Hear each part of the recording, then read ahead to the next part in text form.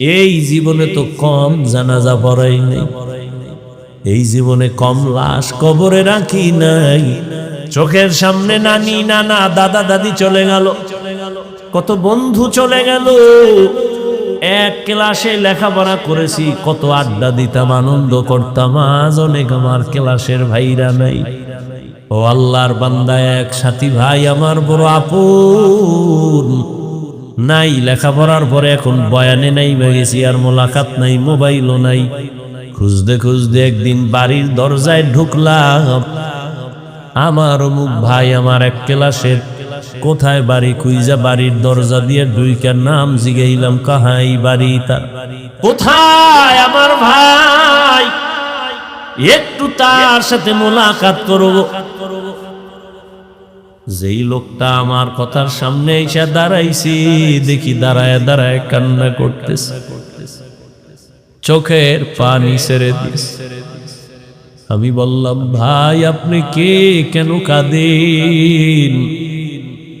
বলে, আপনি যার কথা বলতেছেন সে আমার কলিজার আপন ভাই। কয়েক মাস আগে তিনি দুনিয়ার থেকে চলে গেছেন, হঠাৎ করে স্ট্রোক করে মারা গেছে। তার কোনো সন্তান আসেনি, বলে একটা বাচ্চা আছে, ছেলে একটা মেয়ে, একটা ছোট ছোট। ওদের কি হালাত, কয়দের দিন, সব বাচ্চারা খেলাধুলা করে আনন্দ করে। আমার ওই ভাইটা দাঁড়ে দাঁড়ে ঘুরে আর কান্না করে, আর বলে, আমার আব্বু কই, আমার আব্বু কোথায় বলো। এরে আল্লাহর বান্দা, কিসের পেছনে ঘুরতেছো? এমন একটা দিন নাই লাশের খবর নাই। কত মানুষ ঘুমাইয়া এমন ঘুমে চলে গেছে আর উঠে নাই। তুমি যে আগামী বছর বাঁচবা, বয়ানে বসবা, তার কোনো গ্যারান্টি নাই।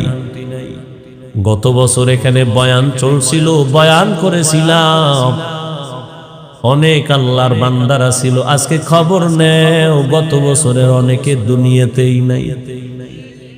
কি আগামী বছর বয়ান চলবে, এই জায়গা যারা আছি, কে থাকবো কে থাকবো না কোনো গ্যারান্টি নেই। ও আল্লাহর গোলাম, ও যুবক বাবারা, ও পর্দার আড়ালের মা বোনেরা, মাইকের আওয়াজ কানে যায়, গল্প করে করে তো জীবনে কম গল্প করলেন না। আজকে কি একটু দ্বীনের কথা শুনবেন না রে মা?